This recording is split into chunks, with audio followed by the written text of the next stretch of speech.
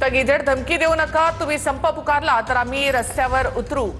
मनसे नेते अविनाश जाधव यांनी रिक्षा चालकांना हा इशारा दिलेला आहे. मराठी येत नसताना लायसन देणाऱ्या अधिकाऱ्यांवर कारवाई करा.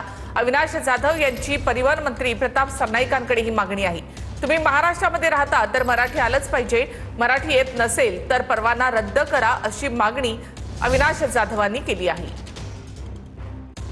रिक्षा रस्त्यावर आहेत, त्यातल्या जवळजवळ 65 ते 70% लोक ही मराठी लोक रिक्षा चालवतात किंवा मराठी परमिट असलेल्या लोकांच्या रिक्षा आहेत. त्यामुळे आम्हाला अशा गिदड धमक्या देऊ नका. ज्या दिवशी तुम्ही संपावर जाल त्या दिवशी आम्ही रस्त्यावर असू. लोक रस्त्यावर उभे राहणार नाहीत. लोकांना मदत करण्याचं पूर्ण काम आमच्याकडनं केलं जाईल. वेळ प्रसंगी आमच्या गाड्यांना लोकांना घरपर्यंत सोडू.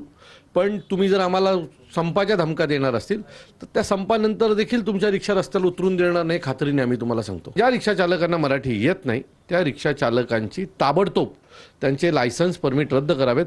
आणि या अशा न मराठी बोलता येणाऱ्या लोकांना ज्या अधिकाऱ्यांनी लायसन्स आणि परमिट दिलेत त्यांच्यावर देखील तात्काळ कारवाई